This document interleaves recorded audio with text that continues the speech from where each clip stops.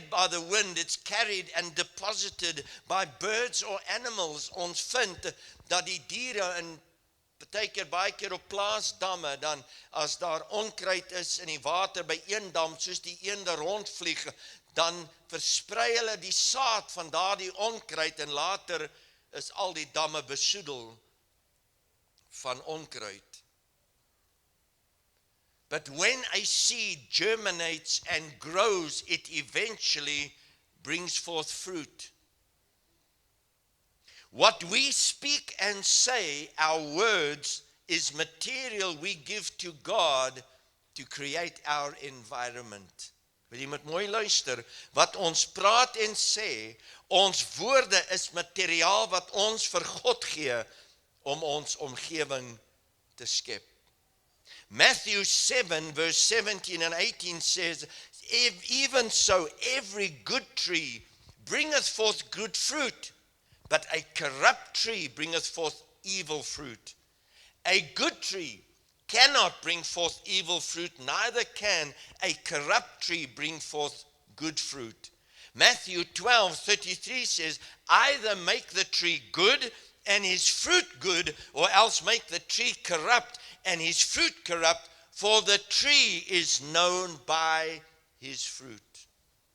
En nou my teksvers vanoggend, hierdie teks wat my hart geraak het en ek by die Here gaan indruk het, om te hoor wat die Here wil sê, is opgeskryf in Jesaja 57. Isaiah chapter 57 and verse 19 says, listen what the Bible says, it is God that is speaking. En ons het al in hierdie eie kerk van ons, hierdie liedjie baie keer gesing. It says, I, which is God speaking, I create the fruit of the lips. Die Afrikaanse Bybel sê, ek skep die vrug van die lippe. Daardie woord skep, that word create, means to bring something into existence. It means to construct, to fabricate, to fashion, to form, to forge, to manufacture, to produce, to bring into being. Nou ek weet, ons sit nou en sê, ja, maar pastoor, dit maak nie saak, God het skepingsmag, hy het almag, hy kan uit enige iets kan hy maak. Want dan moet God dieselfde ding toepas, wanneer 'n boer swak en siek saad in die grond gooi, en die boer langsaan het geld spandeer om gesonde saad te koop, wat voorberei is, wat sekere kieme en swamme al klaar gedood het, en daardie saad in die grond sit, dit werk mos nie so nie. God says, I create the fruit of your lips. In other words, God sê, die woorde wat jy spreek, is materiaal wat jy my gee, om vir jou 'n omgewing te maak en te bou. As jou huwelik vanoggend 'n probleem het, wat se saad, wat se vrug het jy God gegee, om jou huwelik mee te bou? Verhoudings, dalk by jou werk. Job 22 verse 28 says, thou shalt also decree a thing, and it shall be established unto thee, and the light shall shine upon thy ways. In ander woorde, my vraag is, wat verklaar jy van die oggend tot die aand? Wanneer laas het jy die woord van die Here gelees, en verklaar wat die woord van die Here sê? Toe jy siek opgestaan het, toe jy mismoedig opgestaan het jy die woord van die Here verklaar? Of het jy aan almal vertel, hoe oulik jy voel en hoe siek jy is? Declare the word of God, and you must believe it to achieve it. Proverbs 21 verse 23 says, whoso keepeth his mouth and his tongue, keepeth his soul from troubles. Baie van ons het die moeilikheid wat ons het, is omdat ons nie ons tong en ons mond kan snoer nie. Ek sê wat ek wil, soos ek wil. Dis hoekom jy is waar jy is. Proverbs 18 verse 7 says, a fool's mouth is his destruction, and his lips are the snare of his soul. Iewers, dit wat jy sê, moet gevolge dra, en daar moet aan rekenskap gegee word. Jong mense, ek sê dit met liefde vanoggend, die woorde wat jy teenoor jou ouers spreek, dis vrug wat jy God gee, en dis hoekom daar nie 'n verhouding kan wees nie, dis hoekom daar nie die liefde kan wees nie, want God sê, ek wens, jy wil net vir my goeie vrug, ek wens jy wil net vir my goeie boumateriaal gee, dat ek vir julle omgewing kan skep en kan bou, maar dit wat jy my gee is vrot, dis planke wat gevreet is deur die termiete, dis verskillende groottes, hoe kan ek vir jou iets bou, wat standvastig kan wees? Proverbs 12, verse 18 and 19 says, there is that speaketh like the piercings of a sword, but the tongue of the wise is health. The lip of truth shall be established forever, but a lying tongue is but for a moment. Fruit, vrug, means utterance or confession, and man has the power to speak and to talk. No other creation has that. Ons kommunikeer nie, alhoewel partykeer in huwelike gaan dit so. Liefie, hoe gaan dit vanmôre? Ek weet in party huise by die ontbyttafel sê, hoe was die aand? Okay. Dit is maar die woordeskat om die ontbyttafel in die oggende. But we have the power to speak. We have words to express our emotions. Ek kan my uitdruk in woorde. Ek kan 'n gedig vir jou skryf en dit voordra. Ek kan vir jou sê presies wat in my aangaan. You are a composite of what you are saying, confessing and professing. Jy is 'n samestelling van wat jy sê, jy bely en jy erken. Jy kan nie vanmôre sê, ek het dit gesê sonder om te dink nie. Dit het in jou hart ontstaan, in jou gedagtes opgekom en jy het dit gesê. Jou mond kan nie sê wat jou brein nie vir hom sê om te sê nie. Partykeer is dit uit frustrasie, partykeer is dit uit woede. Maar ek wil vanmôre dit tuisbring. Geliefdes, ons bepaal die vrug van ons lippe.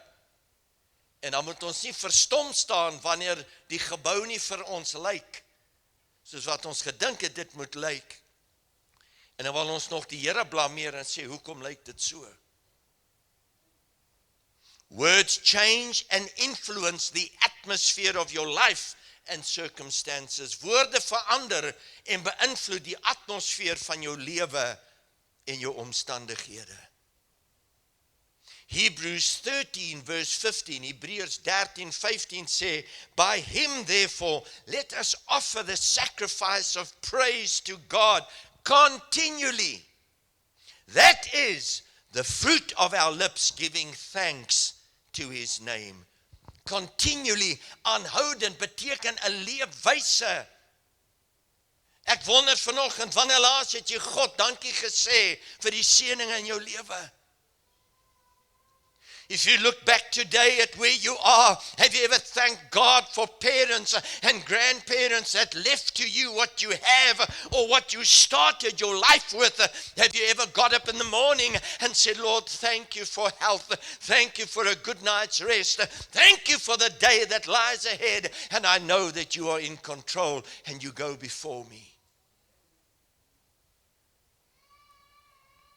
Marcus 11:23 says, for verily I say unto you, that whoever shall say unto this mountain, be thou removed, and be thou cast into the sea, and shall not doubt in his heart, but shall believe that those things which he saith shall come to pass, he shall have whatsoever he saith. Vanmôre as daar 'n berg is in jou hart, as daar 'n berg is in jou lewe, die woord van die Here sê, jy kan daardie berg aanspreek en hom in die see werp, en God sê dit sal so geskied. Miskien mamma en papa, as daar 'n berg in jou lewe, in jou familielewe, dalk is daar iets wat jou kinders deurmaak, en jy weet nie wat om te doen nie. Die Here sê, spreek die berg aan in geloof. When God receives the fruit of your lips, he begins to work with it. Ek wonder partykeer, en dis maar my verbeelding wat net met my weghardloop. Ek wonder hoeveel keer staan God en die vrug van jou lippe wat jy vir hom gee staan en hy sê, regtig? Wat moet ek hiermee maak? Maar die Here moet iets maak, want hy sê, ek vervaardig uit die vrug van jou lippe. He says, I have to do what my word says, so I have to create out of what you give me.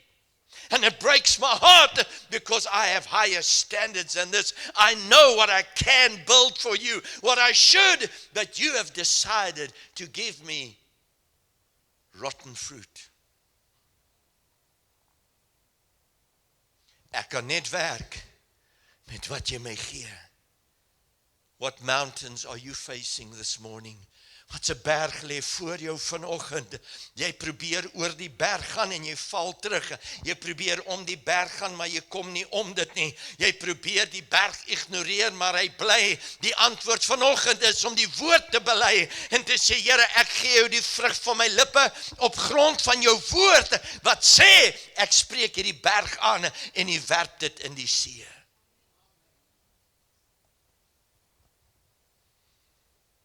Daar's 2 wonderwerke wat ek vinnig vanmôre wil uitlig aangaande die vrug van die lippe. In Markus 5 vers 28, ons vind dat daardie vrou wat vir 12 jaar aan bloedvloeiing gely het, sy is oombliklik genees, toe sy die kleed van Jesus aanraak, maar iets het voor dit gebeur. Something happened before that. We often just want to come to God and expect Him just to touch us and sort us out. But something must happen before that. Ek moet die Here die vrug gee en sy kom. The Bible says, for she said, if I may touch but His clothes, I shall be made whole. Sy het gesê, ek gee vir hom die vrug van my lippe, ek verklaar dat as ek hom aanraak, sal daar vir my genesing wees. Maar ons sal eerder, en mense, ons val so maklik in die struike, ons praat oor al die negatiewe dinge, en dan verwag ons 'n positiewe uitkoms. David en Goliath, ons kyk altyd na die verhaal en ons sien, David wat die slingervel swaai, en die reus vernietig. Maar let op wat vooraf gebeur het. In 1 Samuel 17 verse 10 and 11, the Bible says, and the Philistines said, vir 40 dae het hy gesê, elke oggend, elke aand, die eerste ding wat die Israeliete gehoor het, en die laaste ding voordat hulle gaan slaap, was die stem van die reuse, wat hulle God verkleineer, wat hulle negativiteit oor hulle spreek. Hy het vrot oor hulle gespreek, en hulle het in vrees geleef. But thank God, a young boy stepped onto the scene, and he came after Goliath spoke fear into the hearts and made them doubt their own God. A young boy steps up, and he says the following in 1 Samuel 17:26, and David spake to the men that stood by him, saying, hy sê vir hulle, wie is hierdie onbesneede Filistyn? En daardie woord is belangrik, want die besnydenis was 'n teken van die verbond tussen mense en God. So David comes and he says, let me remind you, you are children of the covenant. You are covenanted with God. You are not aliens. You are the sons and daughters of Almighty God. En u en ek wat Jesus Christus aangeneem het, gewas is deur sy bloed, ons sondes vergewe, ons is kinders van God, mede-erfgename van Jesus. Ons moet herinner word, ons is God se kinders. En ons kan na hom toe kom in daardie naam van ons Vader. Maar ek gaan later vir u sê, daar's 3 stemme waarna ons kan luister. But David says, I remind you of the covenant. Who's this uncircumcised Philistine? He has no right, he has no acknowledgement from our God. He is nothing. I remind you of it. And David comes and he says again, David said to the Philistine, I come to you in the name of the Lord of hosts, so that you may see that there is a God in Israel. So môre nodig dat ons omstandighede en die vyand herinner dat ons is kinders van God. En ons het 'n hemelse Vader wat na ons welsyn omsien. Daar's 3 stemme na wie u kan luister. Die eerste een is die stem van die duiwel. Hy sê dinge soos, ag man, geen moed op.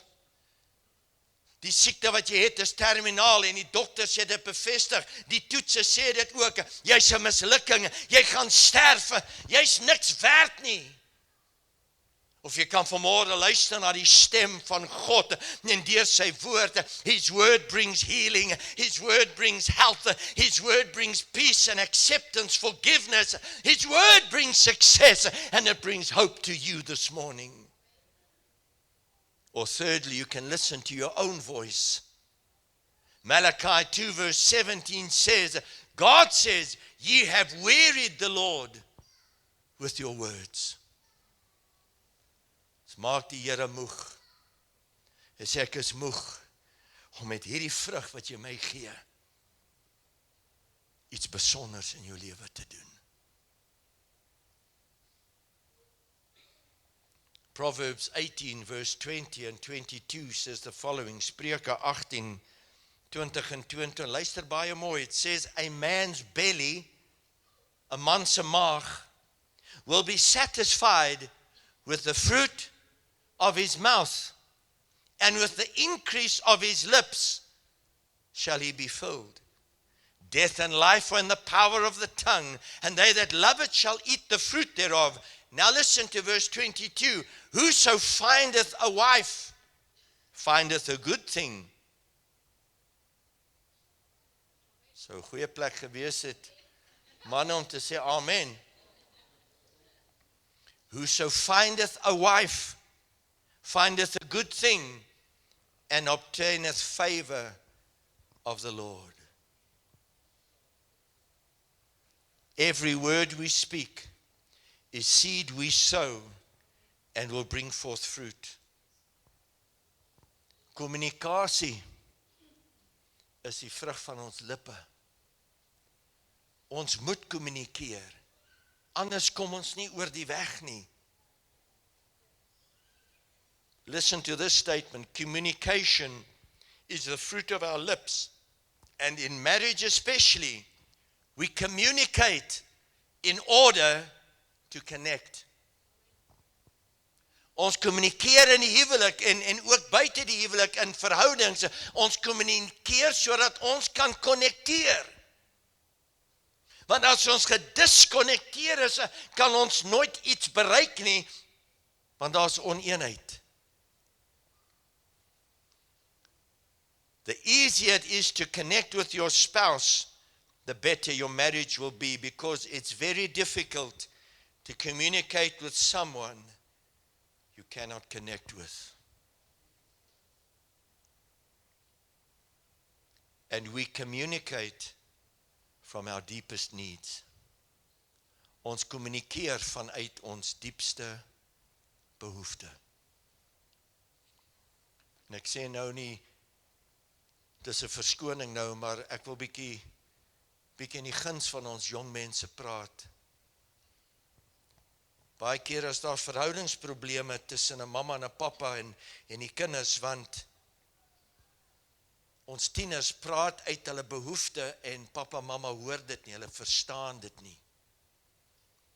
En ek gaan aan die einde van die boodskap vir die 2 baie belangrike woorde gee wanneer dit kom by kommunikasie, en veral in die familie en in die huwelik wat baie keer gebeur, en dis hoekom kommunikasie tot 'n einde kom. But we communicate from out of our greatest need. And this morning we need to understand, I want to give you the number one need of every woman and the number one need of every man. There's actually 4, maar ek wil nie in die ander ingaan nie, want dis nie die boodskap vanoggend nie. Maar 'n vrou se grootste behoefte is sekuriteit. Security. She wants security, knowing where she lives. Is there food? Is there finances? Is she safe? Is she protected? And a man's number one need, it's not that, it's second need. It's an important need. Almal weet waarvan ek praat. Almal giggel en lag. 'n Man het 'n seksuele behoefte. God het hom so gemaak. And let me just say this, God made the man the hunter. He pursues a woman. He chases after her. But I want to warn you this morning, ladies, when you reject your husband and you keep intimacy from him, you turn the hunter into the hunted. You make the hunter the prey. En manne, dis nou nie 'n verskoning om jou behoefte buite jou huwelik te gaan soek nie.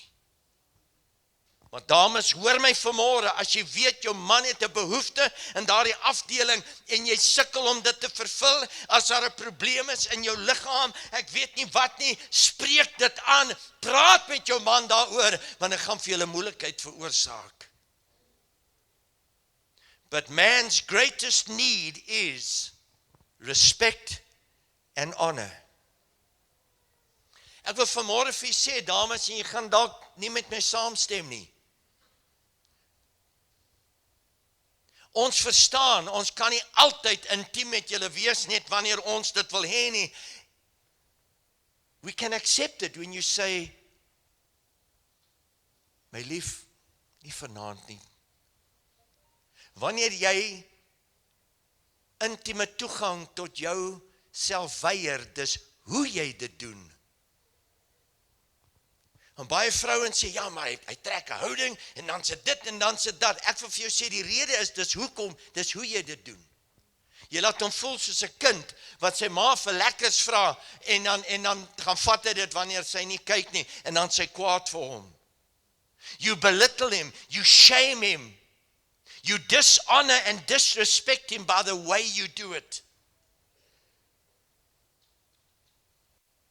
If you honor him, say, my love, I know it's a need for you, but can I just tell you, this is how I'm feeling at the moment. En weet jy wat, 10-10-1 gaan hy sy arms om jou sit, en jou net vashou, is wat jy eintlik nodig het.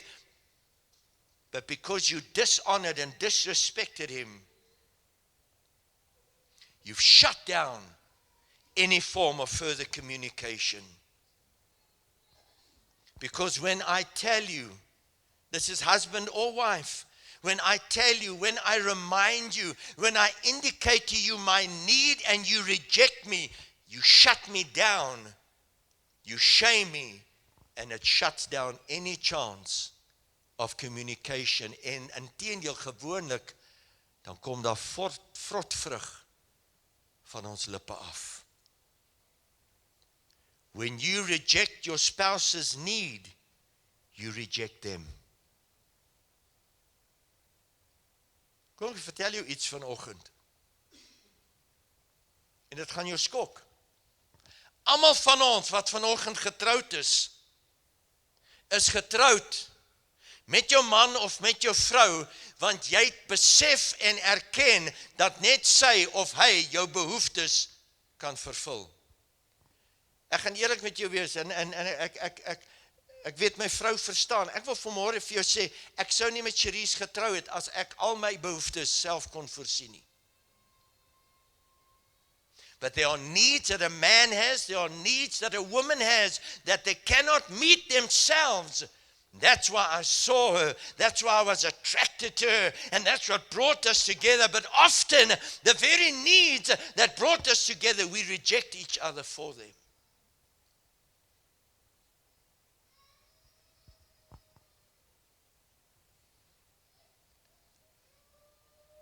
Vrug van die lippe,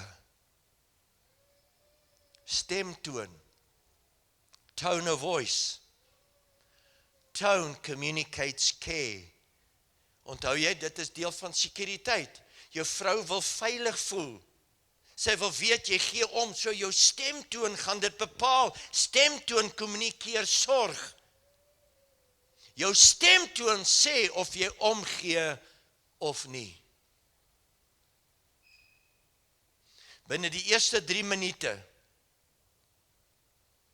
dit gaan bepaal of jou kommunikasie verder gaan vorder en suksesvol gaan wees en of dit net daar gaan bly. Kom ek sê vir julle, ek gee vir julle 'n voorbeeld. Ek kan 3 keer dieselfde ding sê, maar net 'n bietjie anders. Ek kan vanmôre my vrou vra my iets en ek sê, my vrou seker, ek sal dit vir jou doen.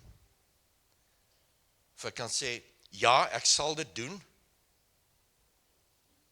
Ek het gesê ek sal dit doen. Dis dieselfde ding. Eerste keer, toe ek dit sê, was ek gelukkig. Die tweede keer was ek gefrustreerd. En die derde keer was ek kwaad. Dat ek vir jou sê, as ek die tweede of die derde stemtoon gebruik, it doesn't matter to her anymore what I say further. I can justify it. I can tell her my leg is broken. I can tell her I'm bleeding to death. She couldn't care less. Because my tone said when she spoke to me, I don't care. And people are reciprocal. What you do to me, I do to you. So you didn't care about fetching the milk, so I don't care about you bleeding to death. Maak net seker, jy vee die bloed op voordat jy vrek.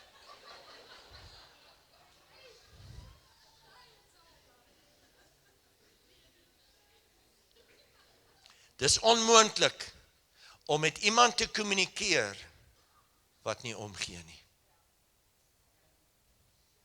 The tone for communicating effectively with a woman or a girl is to convey security, assuring her that she is not a burden, not a distraction, not an inconvenience, nor an irritation.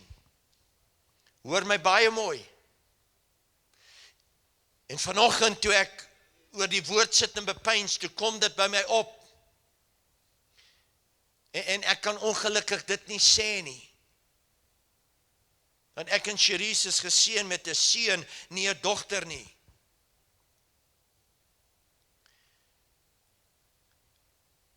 Maar ek gaan 'n scenario skep en moet asseblief nou nie jou hand opsteek en sê dis reg nie. Hou dit vir jouself, maar gaan doen iets hieromtrent.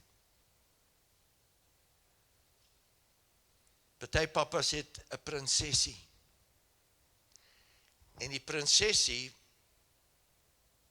word partykeer verwar asof sy die koningin is. Mama praat, mama vra, maar papa is so besig met die prinsesie, en as prinsesie praat, dan is papa daar. As mama inkom en papa en sissie praat oor iets, en mama wil net gou ietsie hoor, dan sal papa net sy hand opsteek, of net 'n kyk gee, of sê, ons praat nou. Die boodskap wat mama vir prinsesie gee, is dat die koningin nie belangrik is nie. En dan word sissie, dan word prinsesie 'n tienerprinses. En nou ruk sy haar op en sy hardloop in haar kamer en slaan die deur toe. En papa is kort agterna, want prinsesie se hartjie is seer. Dit gaan nie goed met prinsesie nie, want intussen is die koningin besig om te sterf. Want die koning gee haar nie aandag nie. En papa sal sê, ag my prinsesie, wat's verkeerd, is jy okay? Ag, kan papa iets vir jou doen? En dan begin sy jou te manipuleer. Dit werk beide kante. Papa, jy vind dit moeilik om met jou tienerdogter te gesels, want jou stemtoon laat haar nie voel dat sy veilig is nie, en jou stemtoon dui aan dat jy nie omgee nie. Jy wil haar net aanspreek oor die boyfriend wat jy oor die telefoon gepraat het, of wat met haar kom kuier het. So jou aanslag is al klaar verkeerd. She shuts down, couldn't be cared what you say. En mama, dat ek ook vir die sê vanoggend, as jy 'n seun in die huis het, dis net 'n klein weergawe van 'n man, they also react to respect and honor the way the dad does. Beteken, en ek weet, in ons huis, ek gaan dit sê, Cherise bedoel dinge opreg, maar dit is die manier wat sy dit sê, en in daai oomblik wat sy dit sê, dan weet ek, I just know. And she won't understand it. I can tell her, you've disrespected Lamar. Maar dan sê ons, man, hy is die kind, hy moet net, ja, hy is 'n kind, maar daar is 'n man binne in hom, wat floreer onder respek en eer. En Lamar, beteken nou nie dat jy mamma hoef ongehoorsaam te wees as sy jou nie respekteer nie, because respect is both ways. If you want respect, you must submit yourself to the authority that's been placed over you.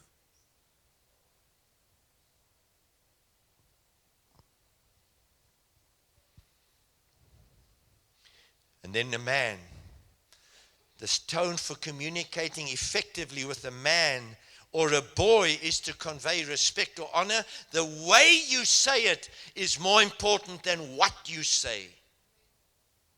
Dis hoe jy dit sê. Ek wil regtig waar, geliefdes, is die laaste 2 jaar omtrent, by elke huweliksbevestiging, dan sê ek vir die bruid, ek sê vir, ek wil vandag vir jou 'n waarborg gee, as jy aangenaam bederf wil wees in jou huwelik, eerbiedig jou man, respekteer hom, laat hy soos 'n koning voel en wees soos wat hy is. Hy sal geleentheid soek om jou te bederf en die lewe vir jou maklik te maak. But when you disrespect him, you shut him down. Secondly, very important when communicating, wanneer ons die vrug van ons lippe aan die Here wil gee, is die waarheid met liefde. Ephesians 4 verse 15 says, but speaking the truth in love may grow up into him in all things, which is the head, even Christ. Listen to this. Truth without love is mean. Die waarheid sonder liefde gaan seer maak. And love without truth is meaningless. You cannot give love without speaking the truth. But here's the problem. Hier's die probleem. When you want to tell the truth in love, you must be able to tell your husband or your wife the truth. Listen to this, without being punished for it. Meaning, nou pluk jy 'n houding. Jy onttrek jou.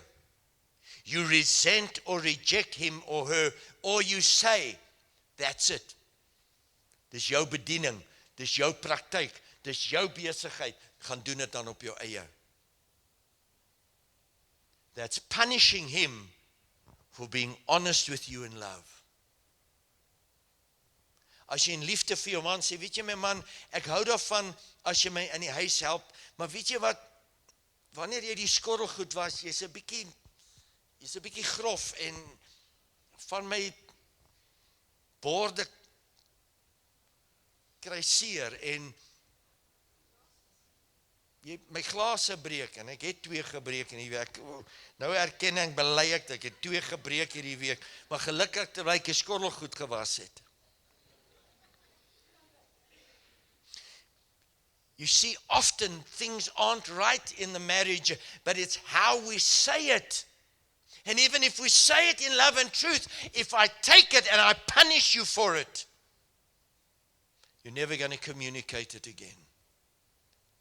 Dis die slegste wat jy kan doen. Ek weet jy bedoel goed. As ek van my vrou sê, my vrou, ek weet jy bedoel goed, maar weet jy wat, wanneer jy my kantoor inkom en my kantoor rondskuif en al my goed, weet jy wat, weet jy maak dit moeilik vir my om my boeke weer te kry, want nou weet ek nie waar hulle is nie, en ek weet jy doen dit uit liefde, maar asseblief, as dit jou houding is, ek gaan nie eens kerk toe kom nie, jy moet maar bedien self.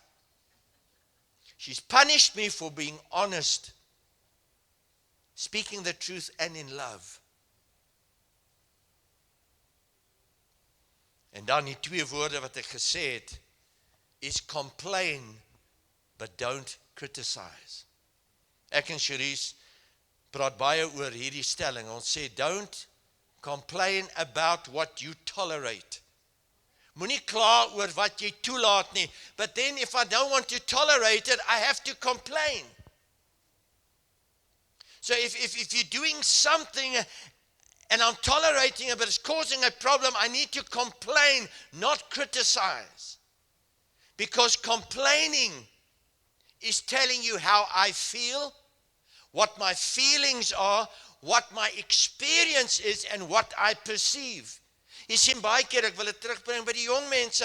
Kom ons sê, Lamar kom en hy's ongelukkig oor iets en hy sê, papa, mama, weet jy wat, ek voel, julle hoor my nie as ek praat nie. As jy goed verduidelik dit dan. En hy sê, weet jy wat, wanneer mama kort vra, is dit gedoen, maak so, dit laat my voel, ek is nie groot genoeg om dit te doen nie. He's complaining, he's telling us what our actions are making him feel. Maar as hy inkom en sê, julle is ouers net soos ou Pietie, julle is net so sleg soos hulle, julle vertrou my net soos hulle nie, en julle is dit en julle is dat, en ek weet nie asof julle bevoeg is om ouers te wees nie. That is criticizing, that's attacking. But if you kom en sê, weet jy wat, ek wil net sê, ek weet jy is lief vir my. Mama, ek weet jy en papa is lief vir my en ek verstaan dit, maar ek wil net vir julle sê, op hierdie oomblik voel dit nie vir my asof julle my lief het nie. Ek voel asof boetie of sissie voorgetrek word. Ek voel dat niks wat ek doen reg is nie en ek probeer die regte ding doen, maar sê dan vir my wat julle van my verwag en hoe julle dit verwag. Twee heeltemal verskillende dinge. En wanneer God daar die vrug van ons lippe kry, kyk hy na 'n familie, hy kyk na 'n huwelik en hy sê, hier kan ek mee werk. God can work with honesty more than he can work with condemnation and judgment. En dan sluit ek vanmôre af uiteindelik met die toepassing. How do we apply this word? Number 1, get your mouth right and things in your life will be right. The creative power of fruit lies in your mouth and is exposed by your lips. To receive health and God's blessing, an environment conducive to happiness and peace, there are 3 things. Number 1, confess your sin before God. You can speak lovely words as much as you want, but if you have unconfessed sin in your life that you know about, you are just as bad as that uncircumcised Philistine that spoke fear into the children of God. Maar wanneer jy kom en sê, Here, ek moet eers vra dat hierdie Heilige Gees in my lewe ondersoek. Lord, if there's anything in my life, don't go and ask other people what's wrong and right in your life. Ask God, the Holy Spirit will show it to you. En sê, Here, as daar iets is in my lewe is wat nie daar moet wees nie, Here, verwyder dit. Help my om dit uit my lewe uit te kry. Ek bely die Here Jesus as my saligmaker en verlosser. Ek bid die bloed van Jesus om my skoon te was.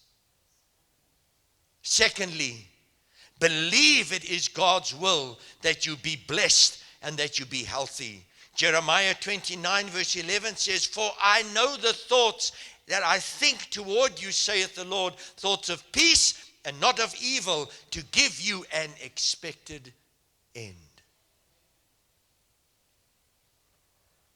Exodus 15:26. The Lord said, if thou wilt diligently hearken to the voice of the Lord thy God, and will do that which is right in his sight, and give ear to his commandments, and keep all his statutes, I will put none of these diseases upon thee, which I brought upon the Egyptians, for I am the Lord that healeth thee. And thirdly, you need to activate his creative power by the fruit of God's word. Gaan lees die hele hoofstuk van Spreuke 4. The entire chapter of Proverbs 4 is the manual of living your life. And I close with Proverbs 3 verse 8. Listen what it says. Hy praat hier oor die wysheid, hy praat oor die erkenning van God en sy woorde, en dat jy vanmôre besef, ek erken, Here, ek verstaan die belangrikheid van my woorde. U skep die vrug van my lippe. You create the fruit of my lips. Proverbs 3 verse 8 says, it shall be health to thy navel and marrow to thy bones. Navel is hierdie, jou belly button. Wat sê in Afrikaans? Naaltjie. Weet jy wat dit beteken? Daar's eintlik net 2 mense in die hele wêreld en die hele skepping van God wat nie 'n naaltjie het nie. Adam en Eva. Adam het nie 'n maag gehad nie, Eva het nie 'n maag gehad nie. God het hulle geskep. Hoekom? Want die naaltjie is die koneksie van die fetus in die baarmoeder met die naaldstring wat daardie fetus konnekteer met sy moeder. As daardie naaltjiestring knoop of breek of loskom, kry daai kind nie suurstoffe, kry nie bloed nie, kry nie voeding nie. And that's why he says it will be navel, it will be health to your navel. God's word and the fruit of my lips that honor God will sustain me. It will feed me the word of God. And then he says it will be marrow to your bones. Your marrow, jou murg en jou bene is waar die rooi bloedselle vervaardig word. As jy te min bloedselle het en te veel wit selle, is jy siek. Dis ongesond. Jou rooi bloedselle is nodig om allerlei kieme en dinge te bestry. So God says this morning, you can choose. What fruit will you give me? Hoe gaan jou spraak vanmiddag verander? Hoe gaan jou spraak hierdie week wees? As jy dit net in gedagte hou, elke woord wat ek praat is saad, saad bring vrug, en die vrug is wat ek vir God bring. Nou verstaan ek hoekom dinge is in my lewe soos dit is, en ek verstaan hoe dit beter kan word. If you've been speaking toxic words in your marriage to your spouse, only you can correct it. And instead of speaking death, you can speak life. I create the fruit of your lips. Kom ons staan vanmôre saam en kon net jy moet vir 'n paar oomblikke net die oë sluit.